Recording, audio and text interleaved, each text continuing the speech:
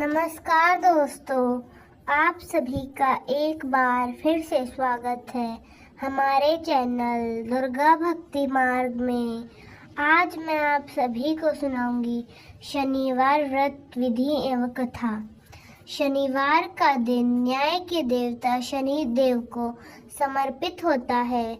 शनि को कर्म फलदाता भी माना जाता है, जो कि लोगों को उनके अच्छे बुरे दोनों कर्मों का फल देते हैं। अगर जातक की कुंडली में शनि की दशा शुभ हो तो व्यक्ति खूब तरक्की करता है।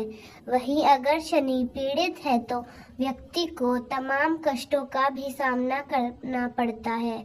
ऐसे में हर व्यक्ति चाहता है कि उस पर शनि की कृपा दृष्टि सदैव बनी रहे। शनि को प्रसन्न करने के लिए शनिवार व्रत बेहद लोकप्रिय है।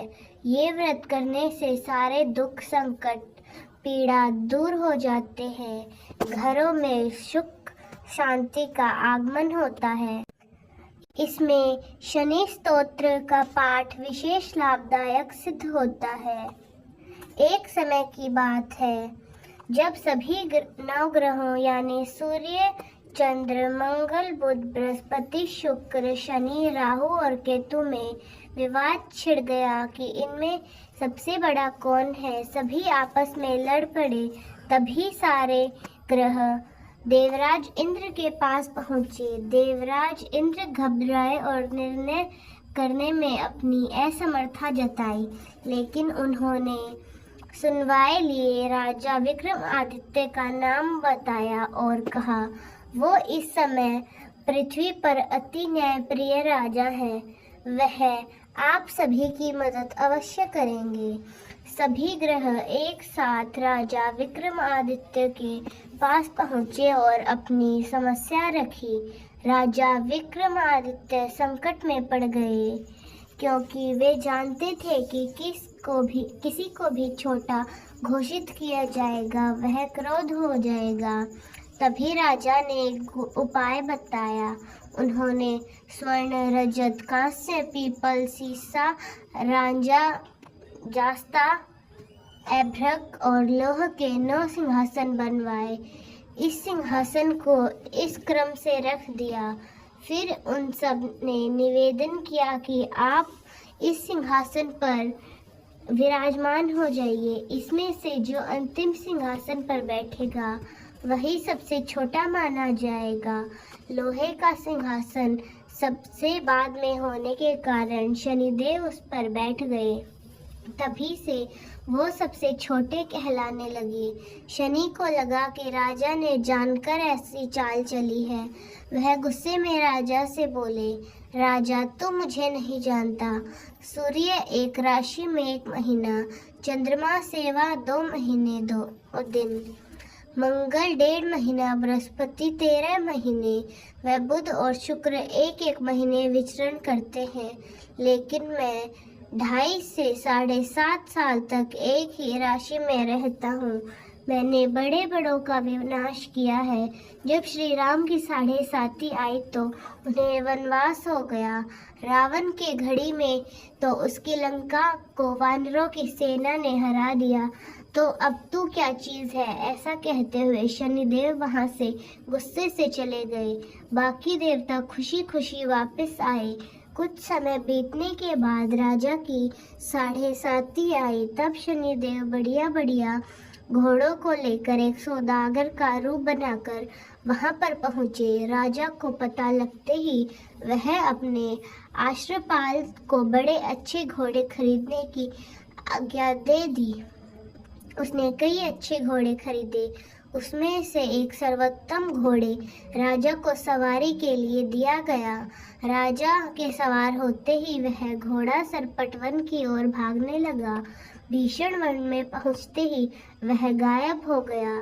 इसके बाद राजा घोर जंगल में बिल्कुल अकेला भूखा प्यासा भटकता रहा। तब एक ग्वाले ने उसे पानी पिलाया। राजा प्रसन्न हुए और उसे अपनी अंगूठी दे दी।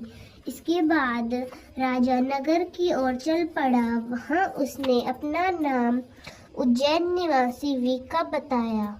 उस नगर में एक सेठ की दुकान पर उसने कुछ देर आराम किया। भाग्यवश उस दिन सेठ की खूब बिक्री हुई थी, तो सेठ खुश होकर अपने साथ उसे घर लेकर गए और राजा को खाना खिलाया। वहां उसने एक खूंटी पर एक हार टंगा देखा, जिसे खूंटी निगल रही थी। थोड़ी देर में पूरा हार गायब हो गया। सेठ को लगा कि वीका ने ही हार चुराया है। उसने वीका को कोतवाल के पास पकड़वा दिया। फिर वहां से राजा ने भी वीका को चोर समझा। उसके हाथ पैर कटाकर नगर के बाहर फिकवा दिया। वहां एक तेली जा रहा था, जिसे उस पे दया आ गई। उसने वीका को अपनी बैलगाड़ी में बैठाया। इसके बाद उस राजा की शनि दशा समाप्त हुई। वर्षा ऋतु आने पर राजा हार गीत गाने लगा। राजा के राग सुनकर उस नगर की राजकुमारी मनभाविनी उसका गाना इतना पसंद करने लगी, उसने प्रण कर लिया कि वह उसी राग वाले से विवाह करेगी। राजकुमारी ने अपनी दासी को राग गाने वाले को ढूंढने भेजा। दासी ने पता लगाकर राजकुमारी को बताया कि वह एक चौरंगिया अपाहिज है, लेकिन राजकुमारी तब भी उसी से विवाह पर अड़ी रही। अगले दिन उस अनशन पर बैठ गई कि विवाह करेगी तो उस अपाहिज से ही करेगी। तो राजा ने अपनी राजकुमारी का उस अपंग अपाहिज राजा से विवाह करवा दिया। तब एक दिन राजा के स्वप्न में शनिदेव ने कहा, राजन देखा, मुझे छोटा बताकर तुम्हें कितना दुख झेलना पड़ा है। राजा ने उनसे क्षमा मांगी। प्रार्थना करते हुए कहा कि शनिदेव ये दिक किसी और को न दें। शनिदेव मान गए और कहा कि जो मेरी कथा और व्रत करेगा उसे मेरी दशा से कोई दुख नहीं झेलना पड़ेगा। व्यक्ति रोज चींटियों को आटा डालेगा, उसकी सभी मनोकामनाएं पूर्ण होगी। ऐसा कहते हुए शनिदेव ने राजा के हाथ पैर वापस ठीक कर दिए। सुबह आँख खुलने पर राजकुमारी ने देखा, वह तो चौंक गई। फिर वीका ने उसे बताया कि वह और कोई नहीं बल्कि उज्जैन का राजा विक्रमादित्य है। सभी प्रसन्न हो उठे।